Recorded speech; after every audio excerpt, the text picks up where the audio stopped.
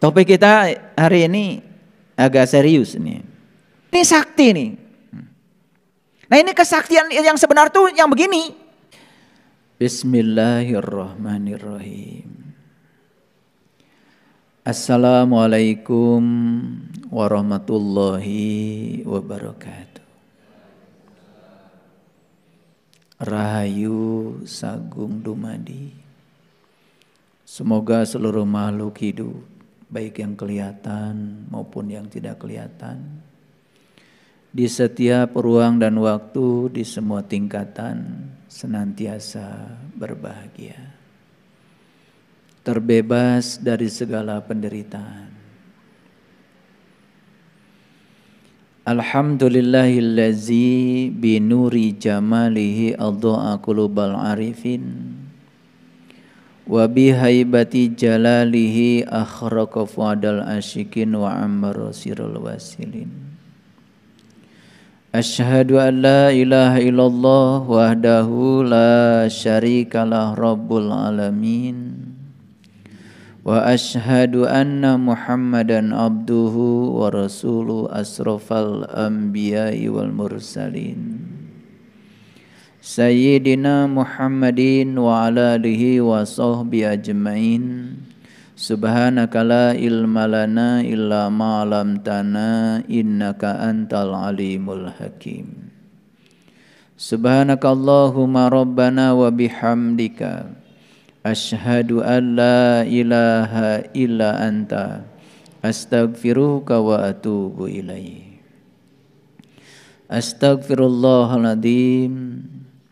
Astaghfirullahaladzim. Astaghfirullahaladzim. Allazi la ilaha illa huwal hayyul qayyum wa atubu ilaih min jami'il ma'asi wa dzunub la haula wa la quwata illa billahil aliyyil adzim. Hidup digerakkan oleh Allah dan Allah menjadi sumber penggerak utama. Tidak digerakkan oleh rasa takut, tidak digerakkan oleh keinginan-keinginan untuk mendapatkan sesuatu, tapi semata-mata digerakkan oleh Allah, berarti kita sudah lillah.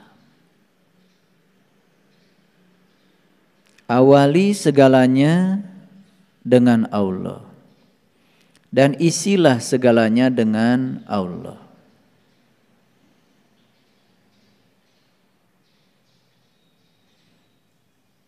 Begitu kita menyertakan Allah dalam segala aktivitas kehidupan kita dan kita sadar kehadirannya sudah cukup untuk membuat segala sesuatu terjadi dan selesai, berarti kita sudah billah.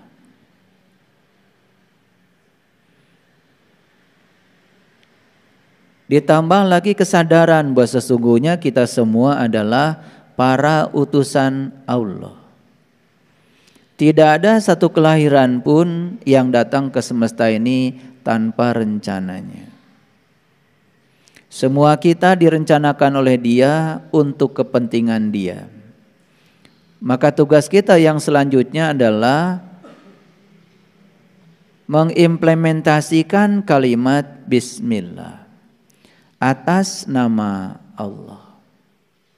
Tetapi untuk mengatasnamakan Allah syaratnya ada, yaitu kita harus tahu dulu dong, kenal dulu dong dengan yang kita atasnamakan. Kalau kita mengatakan atas nama Allah, berarti kita ini sedang mewakili Dia, mewakili sifatnya, af'alnya, asmanya, sekaligus juga sang wajibul wujudnya. Jadi kalimat bismillah itu hanya menjadi penuh makna ketika diucapkan oleh mereka yang berkesadaran. Sayang sekali kalimat yang begitu unggul dan luar biasa itu hanya diucapkan oleh mulut-mulut yang terbuka begitu saja, sementara mata kolbunya masih tertutup rapat.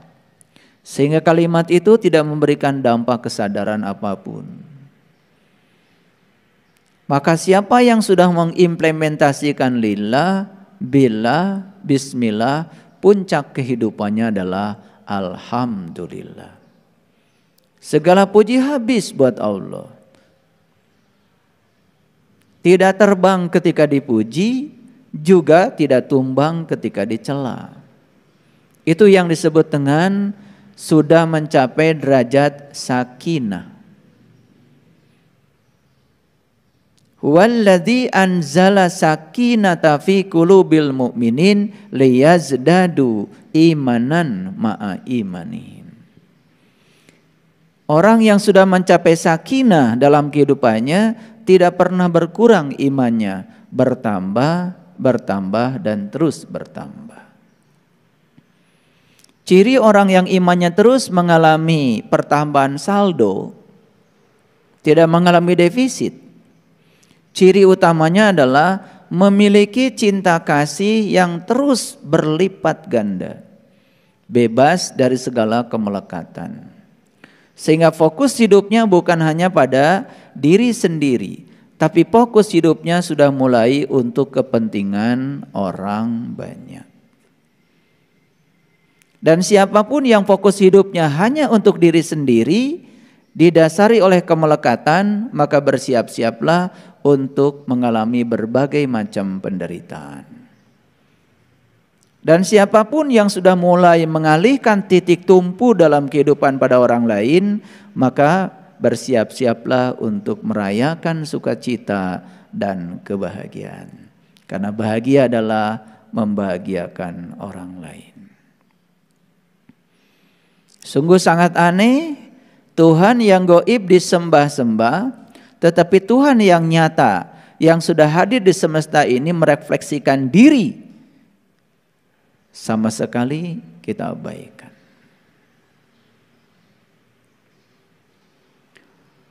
Oleh karena itu waktu pernah berbicara. Apa kata waktu? Aku tidak mau disimpan.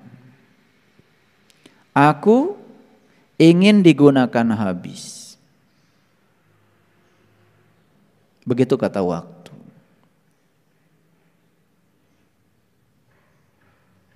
Hidup ini bukan diatur oleh waktu. Tapi hidup ini adalah bagaimana disiplin memanfaatkan waktu. Semua orang di semesta ini punya waktu yang sama dalam sehari, 24 jam. Tapi mengapa nasibnya berbeda? Yang membedakan satu dengan yang lain adalah keterampilan dirinya dalam mendisiplinkan diri untuk memanfaatkan waktu. Maka siapapun yang tidak serius memanfaatkan waktu, bersiap-siaplah dia akan dipenjara oleh ketakutan. Dan sumber utama ketakutan setiap manusia adalah ketakutan akan kematian. Karena ketakutan akan kematian akan menurunkan ketakutan-ketakutan yang lain. Ketakutan akan kehilangan, ketakutan pada pasangan, dan ketakutan-ketakutan yang lain itu turunan dari ketakutan akan kematian. Dan mengapa ada orang begitu banyak takut menghadapi kematian? Karena dia hidup dalam keadaan tidak bijaksana dalam memanfaatkan waktu.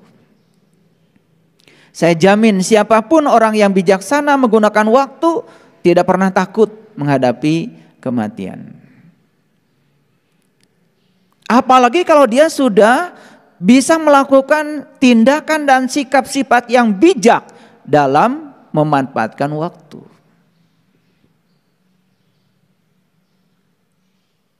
Tidak akan ada lagi rasa takut dalam kehidupannya. Bahkan dia tahu kalau mati itu adalah kodrat kehidupan. Dia sadar bahwa sesungguhnya mati adalah pasangan dari kehidupan. Bukan disangkal, tetapi direngkuh. Siapa orang yang sudah merengkuh kematian adalah mereka yang setiap hari berbahagia, bersuka cita. Dan dia anggap kalau hari ini adalah hari terakhir dalam kehidupannya. Dan dia tidak mungkin menyia-nyiakan waktu. Mari kita pandang, hari ini adalah hari terakhir kita. Dan hari ini adalah hari terakhir kita hidup di sini. Pandang, setiap hari adalah hari terakhir kita. Apa yang bisa kita lakukan? Pasti kita akan penuh cinta kasih. Pasti kita akan ulas asih. Dan tidak mungkin kita mau menyimpan waktu. Maka orang yang sudah seperti itu sudut pandangnya, yang sudah berani merengkuh kematian, bukan menyangkalnya. Apa yang terjadi? Setiap hari hidupnya penuh dengan kebahagiaan dan sukacita. Dan kalau itu sudah dimiliki, lahir batin menjadi sehat. Dan orang yang sakit-sakitan, ya, fisiknya jelas itu ya, ada masalah dengan jiwanya. Orang yang sakit-sakitan fisiknya jelas ada masalah dengan manajemen pikirannya. Dan orang-orang yang sakit-sakitan fisiknya jelas ada hubungan sosial yang terkendala. Dan kontribusi dari pola hidup itu cuma 10% terhadap kondisi fisik. Hanya 10%. Olahraga itu kontribusinya 10%. Makan sehat itu kontribusinya 10%. Makanya saya sekali-kali berulang kali menyampaikan kepada para sahabat semuanya. Hidup sehat. Haknya hati selalu gembira. I-nya istirahat yang cukup. Lahir batin. D-nya diet yang seimbang. Semua makanan boleh dimakan, boleh. Pada porsi tertentu. Pada jumlah tertentu. Karena begitu berlebihan, sesuatu yang disebut sehat pun tidak akan menyehatkan. Makan sayur sehat, makan buah sehat. Kalau berlebihan dan terus menerus, asam urat. Tidak sehat juga. Udara yang bersih. Bukan sekedar udara yang luar, yang fisik. Tapi lingkungan. P. Pengendalian diri. Karena semua sumber penderitaan manusia adalah keinginan. Ingin orang lain seperti yang kita mau. Ketika orang lain tidak melakukan seperti yang kita mau, kita kecewa, kita sakit hati. Tapi begitu kita sakit hati, kita sering mencari kambing hitam. Seakan-akan sumber sakit hati adalah orang lain. Padahal sumber sakit hati kita adalah keinginan kita pada orang lain, bukan orang lain. Silakan buktikan omongan saya. Kita ingin pasangan kita begini, begitu. Begitu pasangan kita tidak seperti yang kita mau, kita kecewa. Dan kita menyalahkan pasangan kita. Padahal kekecewaan kita sumbernya adalah keinginan yang terlalu besar terhadap pasangan kita. Bukankah pencipta penderitaan adalah pikiran kita? Sinar matahari yang cukup, bukan sekedar matahari yang di luar. Temukan matahari di dalam dirimu. Karena proses fotosintesa yang dilakukan matahari yang di luar itu proses fotosintesa fisik. Hanya untuk evolusi fisik. Evolusi kesadaran tidak memerlukan matahari yang di luar. Evolusi kesadaran memerlukan matahari yang ada dalam dirimu. Kalau kalian belum menyaksikan matahari itu, kalian tidak tumbuh. Pertumbuhan fisik itu bukan pertumbuhan. Pertumbuhan itu adalah evolusi kesadaran. Kenapa tempo hari minggu yang lalu saya membuat video khusus menua dan mendewasa? Karena banyak sekali yang menua fisiknya tetapi tidak mendewasa spiritualnya. Tidak mendewasa sudut pandangnya. Makanya orang yang semacam ini akan mengalami kegelisahan yang luar biasa. Pada saat dia tua, fisik sudah runtuh. Dunia meninggalkan dia. Bahkan orang-orang yang dulu mungkin saja menyanjung-nyanjung dia, di usia itu sudah tidak ada yang datang lagi. Bahkan orang-orang yang dulu baik sama dia, Pada saat dia memiliki posisi tertentu secara sosial, karena sudah tidak ada yang dibutuhkan lagi dari dia, sudah meninggalkan dia. Itulah dunia. Kita masih tinggal di dunia saja, dia sudah meninggalkan kita. Dunia, kita masih di dunia saja, dia sudah meninggalkan kita.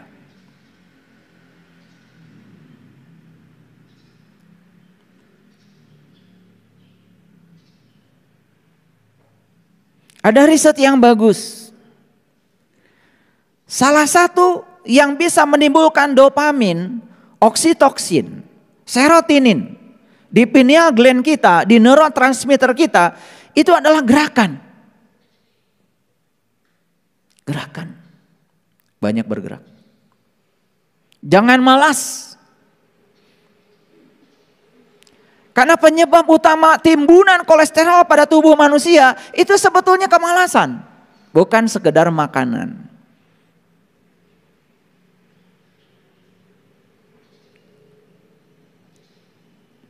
Makanya energetik. Hidup itu harus energetik, penuh semangat.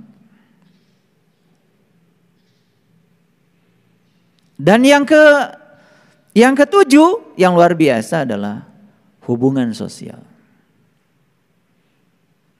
Jangan anggap sepele, pertemanan itu penting. Dan ternyata salah satu penghasil dopamin yang luar biasa adalah ketika bertemu dengan teman. Sering piknik, ngobrol, itu jangan menganggap sepele, itu adalah spiritualitas. Spiritualitas itu bukan ngaji aja terus, one day one jud, nggak ngerti yang dibaca, stres itu, ya. Jalan-jalan tuh. Kayaknya sering ke gunung, sering ke pantai, ya. Jika perlu sekali-kali, ya karaokean lah, ya. Kalian itu wajah-wajahnya menyeramkan, kurang nyanyi, iya, kurang nyanyi ya. Perbanyak nyanyi coba, ya, perbanyak nyanyi. Nanti endorfinnya kelihatan, ya. Wajahnya jadi bersinar dan tidak menakutkan, iya. Itu jangan menganggap sepele. Spiritualitas itu menyakup semuanya secara holistik, ya. Jadi spiritualitas itu bukan ngaji di tempat seperti ini, ya. Spiritualitas itu menyangkut semua aspek kehidupan, ya. Harus dibuka, ya. Mulai dibuka, ya. Kalau ada orang yang bilang nyanyi itu haram, itu karena belum belajar aja, ya. Dia nggak ngerti. Kalau ada orang bilang musik itu haram, itu karena belum belajar. Dia tuh nggak pernah belajar tentang bunyi. Dikiranya bunyi itu yang menciptakan manusia. Tidak, manusia itu tidak pernah bisa menciptakan apapun. Manusia itu hanya bisa membangkitkan suara-suara dari semesta. Kalau gitar dipetik itu suara gitar, bukan hasil manusia. Tapi itu adalah getaran semesta. Ketika gitar dipetik maka udara bergetar. Udara bergetar di ruang yang ada di badannya gitar itu hasil semesta itu. Itu suara semesta. Kalau suara semesta emang suara siapa? Itu karena tolol aja. Dia bilang suara gitar. Pada suara gitar suara semesta. Siapa suara semesta? Piano itu suara semesta. Seruling itu suara semesta. Makanya kalau orang sudah tidak senang sama musik, berikutnya pasti keras jiwanya.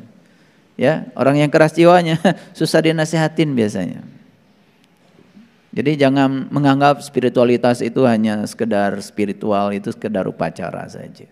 Ya, coba dibangun pemahaman yang lebih universal. Karena air itu adalah 75% pembangun semesta raya, air itu adalah syarat kehidupan. Jadi sederhana, kalau badan kita sakit gak usah cari obat.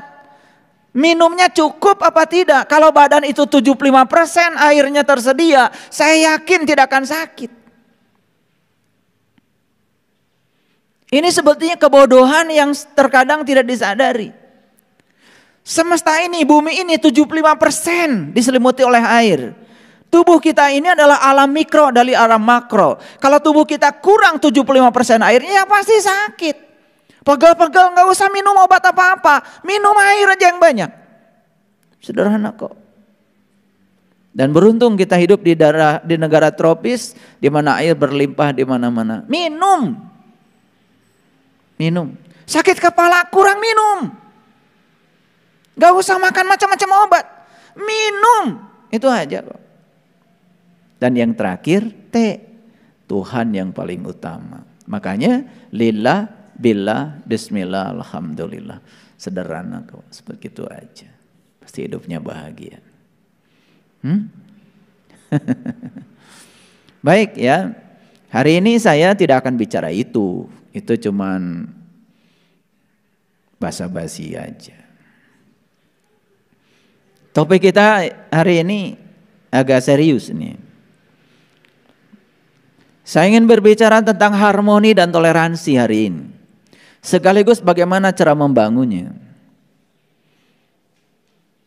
Karena dua topik ini jarang dibicarakan di tempat-tempat seperti ini. Seakan-akan topik ini itu adalah topik di ruang pembelajaran kelas di sekolah. Ada yang namanya PMP, Pendidikan Moral Pancasila. Ada yang namanya PPKN, Pendidikan Kewarganegaraan. Seakan-akan di situ ruangnya. Dan saya akan menarik ini di ruang spiritual sekarang. Saya akan berbicara harmoni dan toleransi. Supaya tidak salah kaprah, mari kita lihat dulu apa itu harmoni. Jadi harmoni itu sebetulnya adalah keselarasan rasa.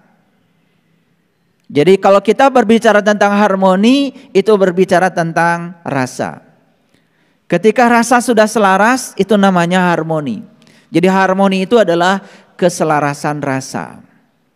Kalau istilah leluhur kita lebih dalam lagi. Lebih dalam lagi. Apa itu?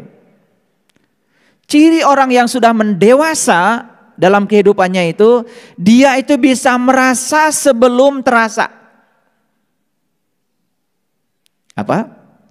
Merasa sebelum terasa.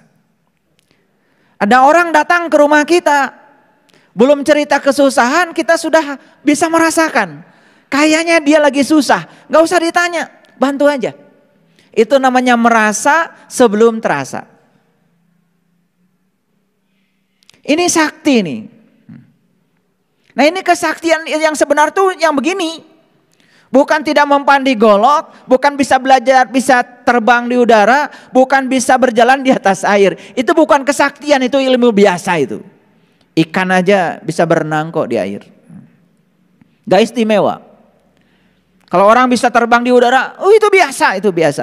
Ya, burung aja bisa terbang di udara. Kesaktian yang luar biasa itu. Kita bisa merasakan penderitaan orang lain sebelum dia cerita. Nah kalau kita sudah bisa sampai di tingkat itu namanya sudah selaras itu rasanya. Itu namanya harmoni. Nah kenapa saya tertarik bicara harmoni? Karena ini bagian ini sekarang sudah hilang. Bahkan banyak orang yang melanggar hak asasi manusia, mengambil hak-hak orang lain atas nama agama dan Tuhan.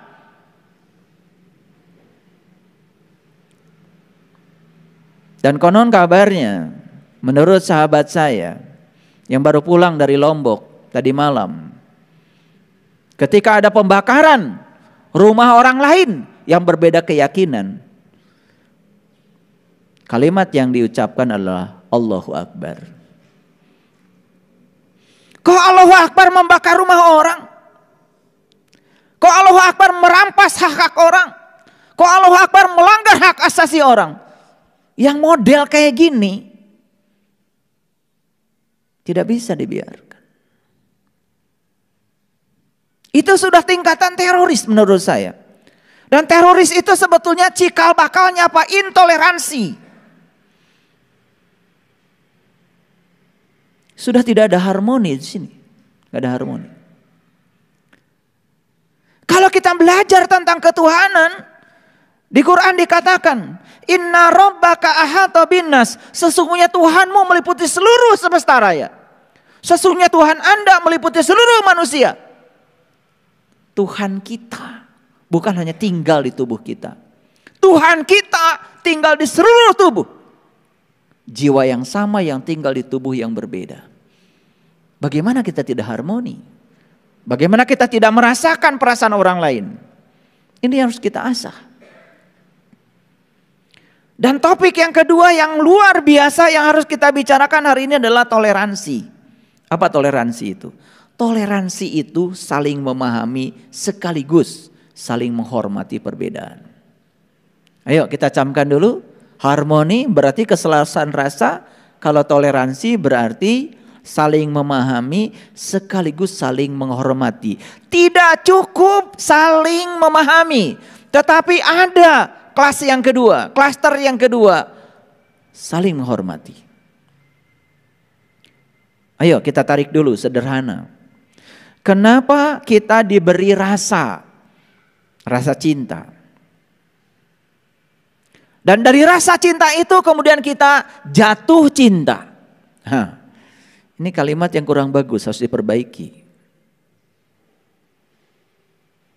Pantesan jatuh terus.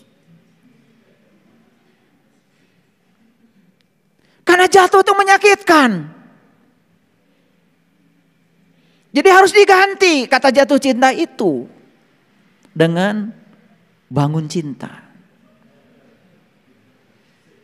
Ya. Ini nggak sembarang saya bicara. Karena apa yang kita pikirkan, apa yang kita katakan, apa yang kita lakukan, bukankah itu doa yang sebenarnya?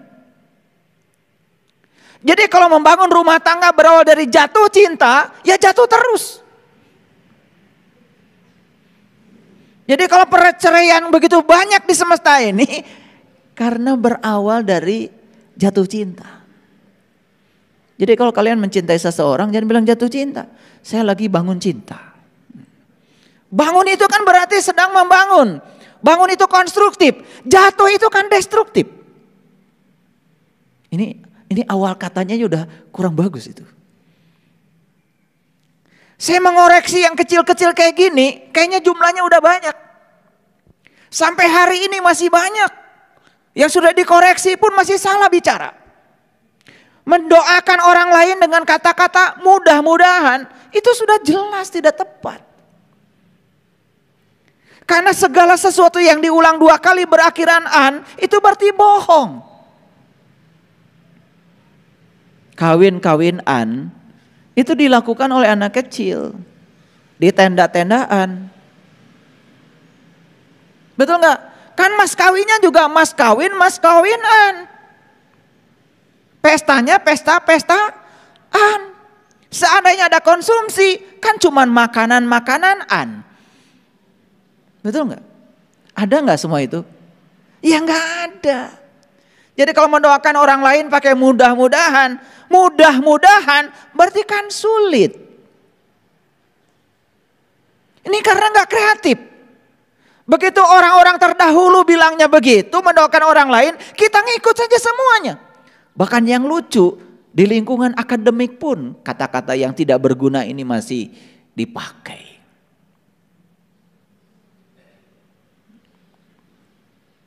Makanya Gus Dur ketika ditanya di gedung DPR ditanya, Gus, kenapa katanya kalau di Islam itu setiap orang yang doa selalu diawali dengan mari kita panjatkan puji dan syukur. Apa jawab Gus Dur saat itu? Karena puji dan syukur tidak bisa memanjat, ya harus dipanjatkan.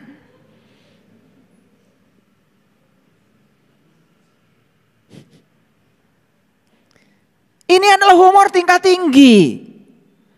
Tapi kalau kalian cuma tertawa dengan kalimat ini, tidak ada follow up-nya, ya percuma. Karena humor selevel orang-orang berkesadaran, itu ada pesan spiritual. Apa maksudnya Gus Dur? Di Quran itu tidak ada mari kita panjatkan puji dan syukur, enggak ada.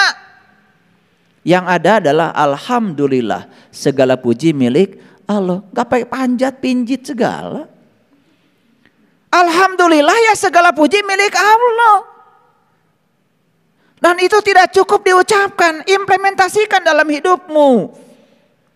Jangan pengen dihormati ketika memberi, jangan pengen disanjung ketika berbuat baik, karena setiap kebaikanmu sebetulnya bukan untuk siapa-siapa kecuali untuk dirimu sendiri.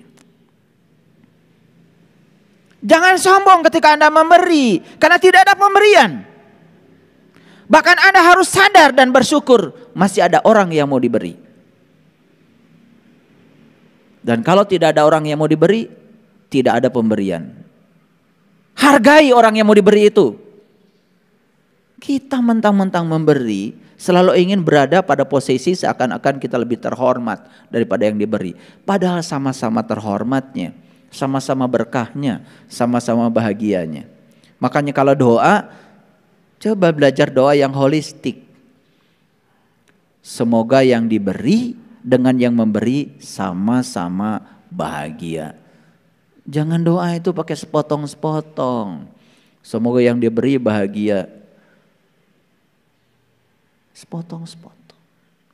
Kalau doa itu jangan cuma buat kelompok Anda aja. Coba belajar doa untuk seluruhnya. Kayak leluhur kita kalau doa Rahayu Sagung Dumadi. Semoga seluruh makhluk hidup berbahagia. Kan doa keren kalau gitu. Mohon maaf ya. Saya keliling dunia, tidak ada doa menurut saya semulia di Beijing. Jadi kalau di Beijing itu ya, di Tiananmen, itu kalau kita mau masuk ke museumnya Mao Zedong, itu ada tulisan besar itu, semoga seluruh makhluk berbahagia. Keren. Jadi jangan salahkan Cina kalau kemudian Cina menguasai dunia. Bukan sekedar ekonomi, teknologi juga dikuasai mereka. Karena doanya sudah bagus dari awalnya. Kayak kalian bikin rumah tangga jatuh cinta. Ya dari awal juga sudah salah kan kata-kata yang digunakan. Jatuh ya jatuh terus. Ganti nanti. Saya naksir sama dia. Kamu jatuh cinta? Bukan, saya lagi bangun cinta. Gitu kan keren, betul gak? Karena titik awalnya udah bener gitu. Di sininya udah mulai benar. Nah yang kayak gitu-gitu itu jangan dianggap sepele. Karena pikiranmu, kata-katamu yang diulang-ulang, itulah doamu. Karena doa itu kalau sudah masuk di dimensi rasa, itu sudah dekat dengan realita. Ini sains, ini bukan soal keyakinan. Ini sains. Ini riset tentang neuroscience seperti itu. Dan rasa itu adalah gerbang terakhir menuju realita. Kalau sudah di dimensi rasa, hati-hati itu ya. Sedikit lagi bergeser ke realita. Ini bisa paham gak maksud saya?